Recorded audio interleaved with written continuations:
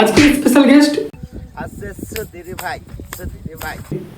না সায়নী, সরি সায়ক। একটা ভুল করিনি। तू समझा? हाँ नहीं तू समझा नहीं। এবং শ্রাবণ দিদির ফার্স্ট কপি বৌদি এক্স। এদেরকে নিয়ে বেশি কিছু বলা যাবে না, কারণ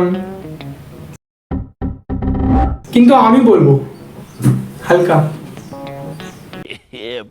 আজ এদেরকে নিয়ে একটু কেমন আছো তোমরা? আশা করি ভালো আছো। যদি ভালো লাগো চিন্তার কোনো কারণ নাই, কারণ আমি চলে এসেছি তোমাদের ভালো করার জন্য। তো চলো चलो भाई देखो अब मैं क्या करता हूँ। তো এরা রিয়েল লাইফে একটা, কারণ এরা সিরিয়াল ঝামেলা সৃষ্টি করতো বাড়িতে, আমাদের তোমাদের মতো ফ্যামিলিতে। আর তো এরা বাঙালিদের প্রিয় জিনিস সিরিয়াল, এখানে এরা নেগেটিভ রোল করতো। তাই আই থিঙ্ক এরা প্রধানত সিরিয়ালে যে ক্যারেক্টার প্লে করতো রিয়েল লাইফে এরকম। আমি তো ভাই সেই মজা পেয়েছি, তোমরাও? কি ধরনের পাগলা! সঠিক বলেছেন। আমার তো মনে হয় এদের যে বর্তমানে যে অবস্থা, এর কারণ একমাত্র আমার ভাই। তার কারণ আমার মা যখন আমাকে কার্টুন দেখতে দিত না, সিরিয়াল দেখতো আমার ভাই। আর ভাই সেই ভিতর কি চলো নিয়ে ভাই তো এদেরকে সেই অভিশাপ দিত। আই থিঙ্ক সে কারণে হয়েছে।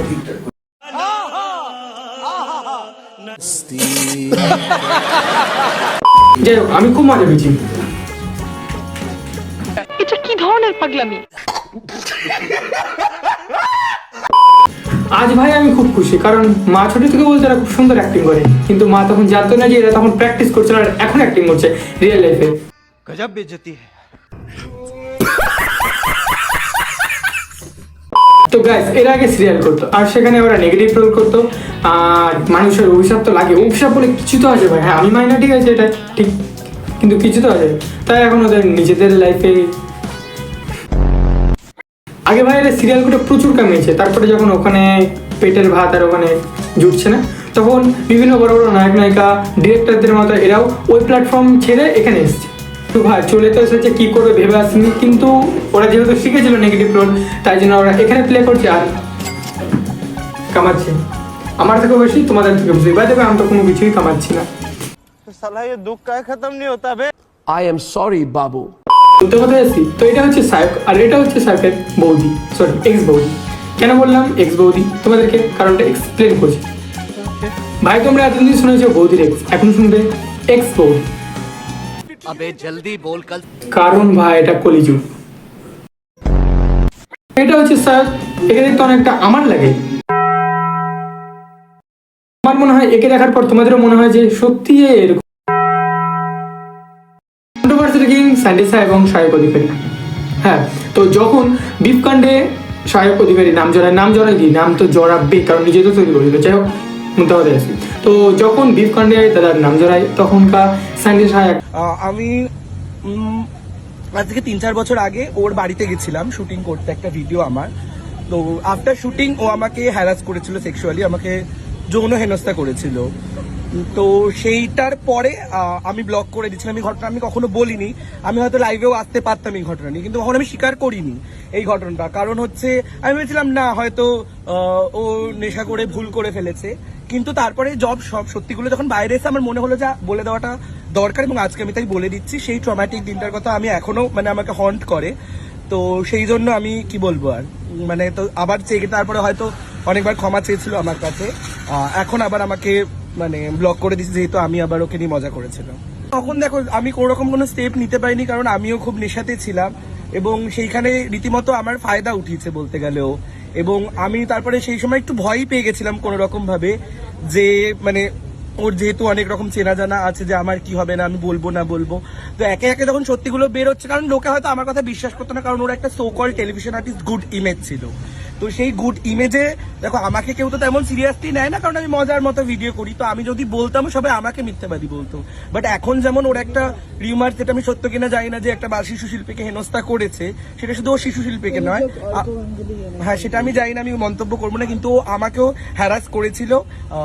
পুরো 8 ঘন্টা ধরে রীতিমতো অত্যাচার করেছে, সেক্সুয়ালি হ্যারাস। তো এই ঘটনাটা আমি আজকে বললাম, আশা করি এরপরে আমি আইনি পদক্ষেপও নিতে বাধ্য হব, কারণ যেহেতু সত্যতাটা বেরোচ্ছে, আমিও তাহলে মানে আমি ভেবেছিলাম হয়তো আমার সাথে করেছে, কিন্তু যেখানে শুনতে পাচ্ছি অন্য লোকেদের সাথে এই ঘটনাটা ঘটেছে, তো এটা তো অ্যাকসেপ্টেবল নয় না শাহরুখের জন্য, তো আমি এটার প্রতিবাদ নেব।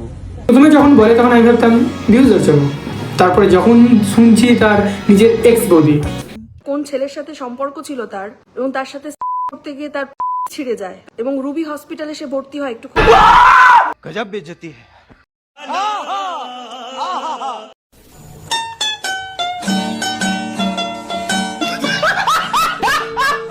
এটা হচ্ছে শাহরুখের এক্স বৌদি। কেন বললাম? তার কারণ ভাই শ্রাবণ দিদি এবং কাঞ্চনদার থেকে বেশি অস্কার প্রাপ্ত মাল তাই। আসছে দিদি ভাই, দিদি ভাই। प्यारी समझ गई। তো এটা হচ্ছে শাহরুখের নিজের বৌদি, মানে নিজের দাদার নিজের বউ। তো বিগত 4 বার বিয়ে করেছে, ব্যাঙ্গালোরে করেছে, আরো অনেক জায়গায়, মানে বৌদি 4 বার বিয়ে হয়েছে, সরি 5 বার বর্তমানে। जिस राह पे तुम चल रहे हो बेटा, एक दिन पूरी तरह फंसोगे। ভাই মনে হচ্ছে এই ব্যাপারে যদি বৌদি বিয়ে করতে থাকে তবে মাত্র 35 বছর বয়সে 21টি বিয়ে করে হইচই ফেলে দিয়েছেন। এখন পর্যন্ত আসলে কয়টি বিয়ে করেছেন তা ঠিকঠাক মনে করতে পারেন না মোড়ল। একে ছাপিয়ে যাবে। সঠিক বলেছেন। যখন সায়কের বৌদি চ্যানেলে ভিউজ উঠছিল না এবং যখন সায়কের চ্যানেলে ভিউজ উঠছিল না তখন বৌদি ডিসিশন নেয়। আমার তো 4টা বিয়ে হয়ে গেছিল, তার একটা বিয়ে হলে বলতে কি, যখন বৌদি বিয়ে করতে যায় তখন সায়ক ভিতর থেকে মানে তেমন একটা হয় না, জমি ভাবছি হচ্ছে কিন্তু বুঝতে পারছি না, আমার হচ্ছে না। যাই হোক, তখন সাহেব হচ্ছে আমার চ্যানেলে তো ভিউজ উঠছে না, ডাউন খেয়ে গেছে, তাহলে একটা কন্ট্রোভার্সি করে যায়। তখন কি করেছিল, বৌদির কিছু ইনফরমেশন বা ভালোই ভাই ভালো কথা, জরুরি কথা দাদা তার পোস্টে দেয়। তারপর বৌদিও দেখে সেই মজা পেয়েছেন, মানে ভিউজের জন্য। তারপরে বৌদিও তারপরে সাহেব দাদার নামে সবাই ক্যামেরার সামনে এক্সপোজ ভিডিও বানায়, লাইভ এসেছিল ফেসবুকে। কোন ছেলের সাথে সম্পর্ক ছিল তার এবং তার সাথে করতে গিয়ে তার ছিঁড়ে যায় এবং রুবি হসপিটালে সে ভর্তি হয় একটু খোঁজ তোমার ভিডিওটা শোনার পর আমি তো অবাক। তারপরে ভাবলাম যে না, নিজের লোক ভুল বল। সঠিক বলেছেন। কারণ আগেও তার নিজের বেস্ট ফ্রেন্ড স্যান্ডিসা বলে। আজ থেকে 3-4 বছর আগে ওর বাড়িতে গেছিলাম শুটিং করতে একটা ভিডিও আমার, তো আফটার শুটিং ও আমাকে হ্যারাস করেছিল সেক্সুয়ালি, আমাকে যৌন হেনস্থা করেছিল। দাদা তার ব্লগে সব দেখায়, যেমন চ্যানেলে A to Z দেখায়, যেমন হাগা থেকে মুতা এভরিথিং, হ্যাডিডে এভরিথিং। চ্যানেলটা সাবস্ক্রাইব করো। পরে যখন ছেড়ে যায় তখন দাদা নিজেকে চুপচাপ রুগী হাসপাতালে গিয়ে চিকিৎসা করে নেয়। আমার মনে হয় না এটা ঠিক, কারণ দাদা নিজেই সবকিছু যখন দেখায় তখন এটা দেখালে মানে বেশি ভিউজ পেতো। আমার মনে হয় এটা দেখালে তার বেশি ভিউজ পেতো, বেশি টাকা পেতো, ইনকাম ট্যাক্সের লোক বাড়িতে চলে আসতো, ওই জন্য তার ভিডিওটা করেনি। দিক দিয়ে দাদা ঠিকই করেছে। আজকের মতো ভিডিওটা এখানে শেষ করছি। আশা করি ভালো লাগলো। লাইক, কমেন্ট, সাবস্ক্রাইব সবকিছু করে দিও ইচ্ছা মতো, যত ইচ্ছা তত করে দিও, তাহলে আশীর্বাদ পাবে অনেক এই গরিবের। যাই হোক, আমি যা ভেবেছিলাম ওটা কি তোমরা ভেবেছিলে? কমেন্টে বলো। বাই।